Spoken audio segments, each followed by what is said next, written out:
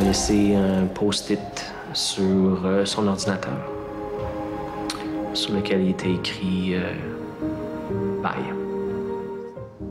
Ça fait un an, presque jour pour jour, ce documentaire qui nous a tous troublés, viré à l'envers, ce documentaire de l'homme d'affaires Alexandre Taillefer, pour mieux comprendre les raisons qui avaient poussé son fils de 14 ans à mettre fin à ses jours. C'est un reportage qui a mis en lumière la détresse chez les jeunes et qui a aussi donné naissance à un nouveau projet, le projet 10 mois, qui veut venir en aide aux jeunes de 12 à 17 ans. Pour en parler, Annie Neveu, directrice générale de 10 mois, et Jean-Christophe Pelchat, influenceur. Bonjour à vous deux. Bonjour. Alors, qu'en est-il exactement de cette plateforme 10 mois? Qu'est-ce que c'est?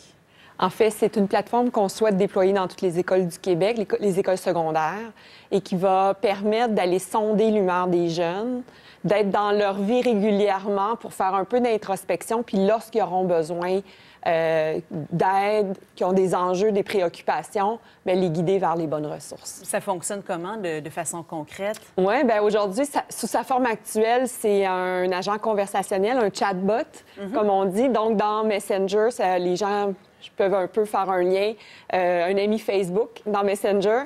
Donc, c'est un robot qui interagit avec le jeune régulièrement, lui demander comment ça va aujourd'hui. Et avec des émoticônes, ça va bien, je suis triste. Mais selon sa réponse, on l'amène un peu plus loin dans la réflexion et éventuellement l'encourager à venir parler de ses enjeux. Donc, c'est une plateforme qu'un adolescent peut aller télécharger s'il le souhaite, si je comprends bien. Et c'est en projet pilote actuellement dans 2 écoles. Jean-Christophe, quel est votre rôle, vous, là-dedans? Moi, en fait, je travaille avec Annie un peu à développer comment on peut rendre ça accessible pour les jeunes ou comment on peut rendre ça attrayant pour les jeunes. Parce que, dans le fond, on ne veut pas développer une plateforme qui a un peu un look and feel qu'on n'aimera pas ou que les jeunes n'auront pas le goût d'aller utiliser. Fait qu'on doit rendre aussi ce robot-là un peu plus friendly puis que ça n'aille pas trop l'air trop corpo, si on veut. Fait qu'on travaille à développer ça. Est-ce que ça fonctionne bien là, dans les projets pilotes? Entre autres, il est implanté au Collège Saint-Lambert, au Collège du Rocher, également à l'école Armand-Corbeil à Terrebonne. À Terrebonne. En fait, c'est au-delà de nos espérances, les résultats. On a eu 115 jeunes pendant un mois qui ont interagi presque quotidiennement avec la plateforme. Et sur ces 115 jeunes-là, on en a 13 qui, sur la durée du pilote, petit à petit, sont arrivés à appeler à l'aide. Donner des confidences, parfois au robot, parfois en clavardant avec des intervenants de l'école ou même en lien direct avec tel jeune, parce que sur la plateforme, tous ces liens-là peuvent se faire. Est-ce qu'il a fallu les convaincre d'adhérer à ça ou ça se fait naturellement? Comment ça s'est produit, tout ça? Bien, c'est ce qui est le plus beau dans la personnalité de notre robot.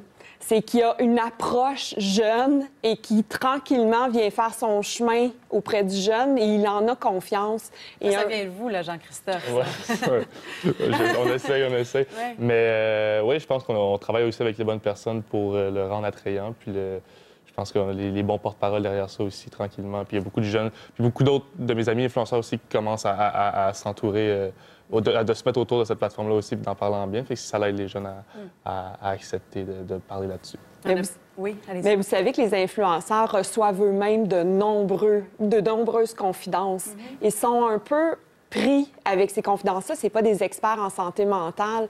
Donc, c'est aussi pourquoi ils cherchent à venir s'impliquer avec 10 mois. Nous, on a beaucoup de professionnels derrière tout ça. Donc, à la fois, ça les aide dans ce qu'ils vivent au quotidien et eux, ils ont le contact avec les jeunes. C'est ça doit être lourd quand même de recevoir des témoignages comme ceux-là et de ne pas savoir quoi faire. Comment bien aiguiller la personne qui est en détresse. Exactement. Puis c'est un peu ça la mission d'10 mois et d'une autre plateforme aussi qu'on travaille à développer.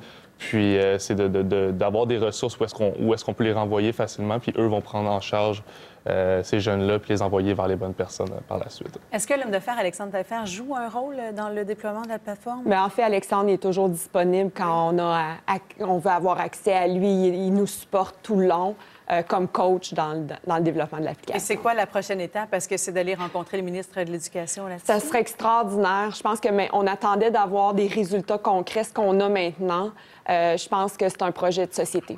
C'est un projet pour aider nos jeunes. L'appel est lancé, probablement entendu. Merci à vous deux d'avoir été là ce matin. Merci de nous avoir reçus.